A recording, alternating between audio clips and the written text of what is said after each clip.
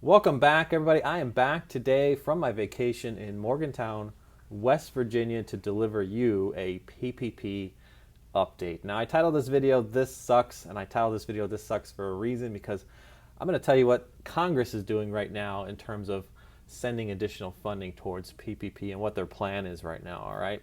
Now, we do know that the funding for new applicants have run out as of May the 4th.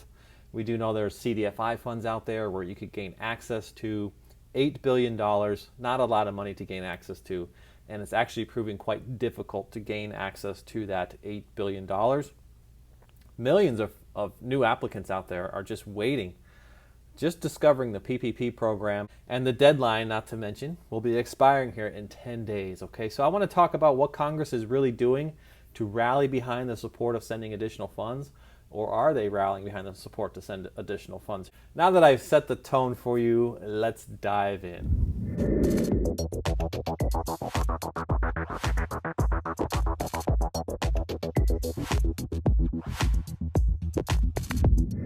Welcome back, everybody. I am back today to bring you all a Paycheck Protection Program update. All right, it's well deserved. It's needed.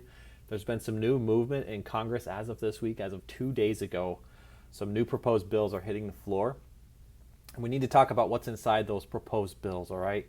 More importantly, we need the support of all of the viewers of this channel and everybody out there right now that is in the Paycheck Protection Program, whether they are waiting in the queue for the SBA, waiting in the queue with their fintechs, waiting on retroactive PPP, or just now learning of the program, the Paycheck Protection Program. I had a client just yesterday that I spoke to who would have been eligible for $120,000, $125,000 to pay himself and his 3 employees, and right now he is struggling. That's only one draw, and he is struggling right now to make his bills to pay his employees, all right? So this pandemic is not over. We've only actually seen from draw 1 and draw 2, 2.5 months of payroll for both draws, draw 1 and draw 2, for a total of 5 months in a 14-month pandemic. Okay, so this thing is far from over. Okay, and by the way, if you're wondering, I am coming from the gym right now.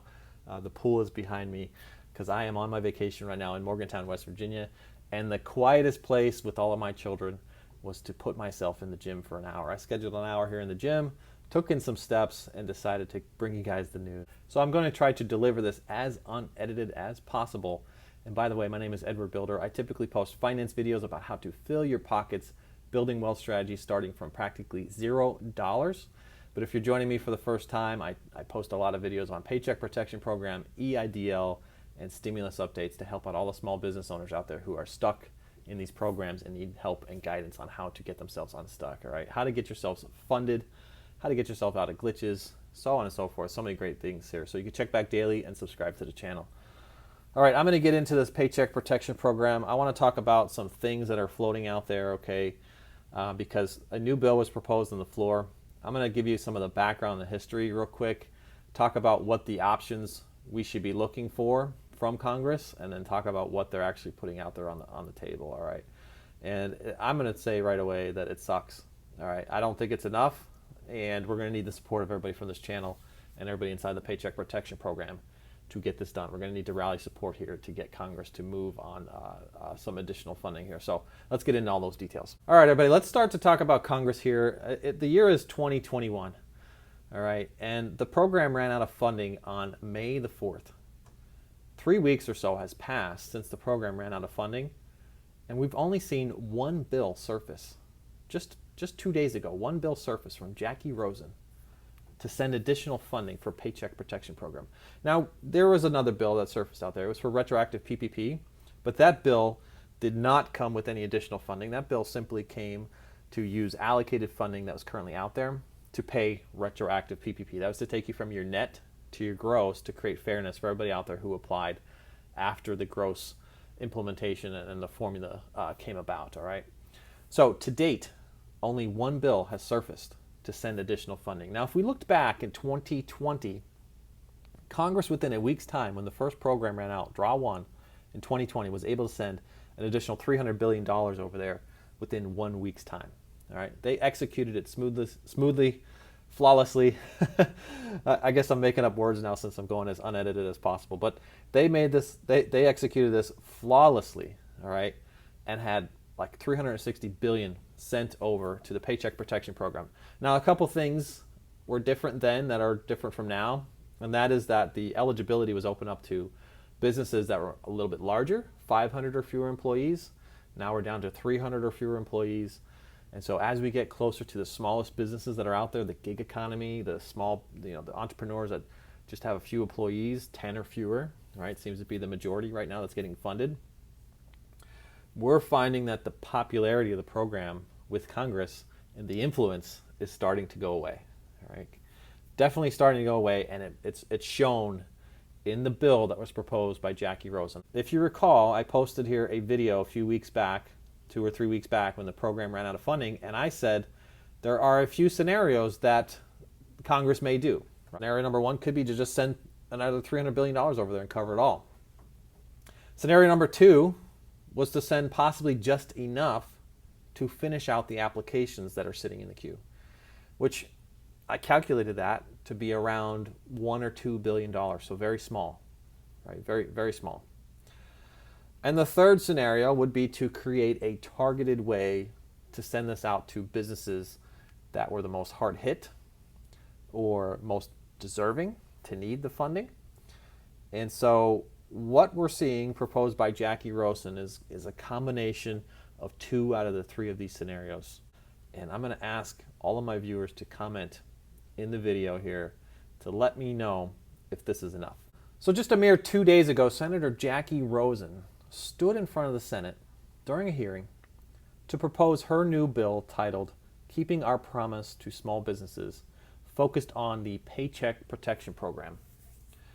And the video is titled It Sucks, and it's titled It Sucks for a reason, okay? Because this bill is very limited to who it will support. All right, I'll explain why. Now, it takes into account 2 scenarios. Remember I said the Senate could go out and ask the SBA, how many do you have left in the queue and how much money is that worth? All right, so that is scenario number 1. The second scenario here is to send out a portion of it, to allocate a portion of it and make it targeted. Right? So the bill essentially proposes this. There's a cutoff date of May 4th. So if you were in the queue with the SBA on or before May 4th, the bill will provide a general fund of necessary the necessary sum to fulfill all that reached the SBA. That's that writing that check, right? If you were there on or before May 4th, they will keep the funding flowing. The second part of the bill will take $5 billion and appropriate it through the end of the deadline. Basically, we'll keep the deadline open for the next 10 days, not very long, right? It'll still go to the 31st of this month. And it will target it for 100 or fewer businesses who are in states with a 6% or greater unemployment rate for the month of March 2021, and only send funding to women, veterans, and minorities. Now, I want to talk about why I think this sucks. All right, I just want to talk about why I think this sucks. We know right now that there was $8 billion sitting in the CDFI funds, and I talk to individuals quite frequently. I have a massive network here. Everybody talking to me on my Instagram, and they straight tell me, hey, I'm in a minority, and I've approached dozens of CDFIs where I'm supposed to be allowed to gain access to this $8 billion, and they're all telling me, sorry, we're not taking applications. We're not supporting the program. What's even crazier is that you could go to a global fintech right now who decided to get smart and said, I still want a piece of that action, who could link you with a CDFI. You could go to a global if you're in the minority groups and gain access to that $8 billion. But if you go to the CDFI direct, they're like, sorry, we can't help you. Totally backwards, completely backwards. The CDFIs are there for the small communities, but they're not helping the small communities. So shame on you. I'm just going to point that out. Now, if you go and send another $5 billion over there, where's that money going to go? It's going to sit. Yeah, it'll be eligible for women, vets, and minorities. But is it going to do the same exact thing that this current $8 billion did? Just sit there? I'm scratching my head over this, especially since it's only targeted to 6% or greater states of unemployment rates as of March. that'll help out, Nevada for sure, right? Where Senator Jackie Rosen is from, because their tourist, their tourist dropped off. Their tourist season, I'm still making up words. Their tourist season dropped off, and their unemployment rates skyrocketed as Vegas shut down, Reno shut down. But will that help out North and South Dakota? Absolutely not. It won't. All right. Now, forget about everybody waiting in the queue outside of the SBA. There's hundreds of thousands waiting in the queue, about $1 billion worth. Forget about everybody out there learning about the program for the first time. Forget about them. They're not going to be eligible. The program won't exist any longer. And forget about everybody who received their draw number 1 in 2021, who is waiting to get draw number 2. All right. Forget about all of them as well. Now, if you applied last year in 2020, yes, of course you got draw number 2. But if you just learned about the program, you only got 2.5 months worth. You didn't get 5 months worth like everybody else did. So forget about them. That's about $50 billion sitting there. And finally, forget about hashtag retro PPP. Even though that other bill is proposed, that other bill does not bring any additional funding. And if there's no funding in the pot, just forget about it. It's not going to happen. All right. So I ask you all, is this enough?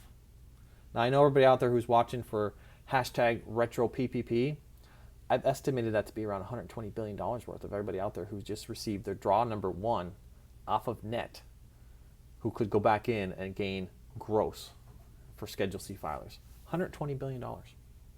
Now, I know Jackie Rosen and I know a lot of senators watch these channels and watch these videos and watch these updates. So I'm going to say directly to you, this is not good enough. It's not good enough. It's not good enough for my community. It's not good enough for all the people that follow my channel. It's not good enough for everybody out there who is still seeking Paycheck Protection Program. It's just not good enough. So let me know in the comments of all my viewers and share this video with everybody out there that's inside the Paycheck Protection Program and ask the question, is this enough? And if it's not enough, post your comments, say it's not good enough. Let me know how you're feeling in the comments. Let me know how this affects you. Let me know what the status of your small business is. All right? That's going to do it for today, folks. Don't forget to swing by the description and grab your free stocks. Remember, I get about $2,000 worth of free stocks from Webull by recommending my friends to Webull. I click 2 buttons and I get $2,000 a month in free stocks. Pretty easy to do. And if you want to expand your revenue streams, you could check out my crash course on Airbnb, where you could get into the real estate game. You don't have to own it. You can start with $50 and earn within 3 days passive revenue, cash flowing at $5,000 to $10,000 additional each and every month. And you can multiply that by the number of units you have. So check out my crash course on Airbnb. Get yourselves into a better situation. Start seeing cash flow come in within 3 days. It's pretty fast and pretty quick. All right. And I will be here to further support this program. So make sure you leave your comments. Let us know how you're feeling. And if you need further support outside of my free content found right here on YouTube, you can find me pinned in the top comment for a one-on-one consultation. Just click that old link and set up a phone call with me. I wish you all the best. I'm going to go back to my vacation here. Took in some steps in the gym. This was actually the quietest place I could find in this hotel with all of my monsters upstairs. I've got all my children up in the hotel room, and I rented a rather large space with doors I could close. I figured I could film in there, but no. No, kids could be pretty loud. So I scheduled an hour here in the gym. So I wish you all the best, and I'll catch you on the next one. Bye for now.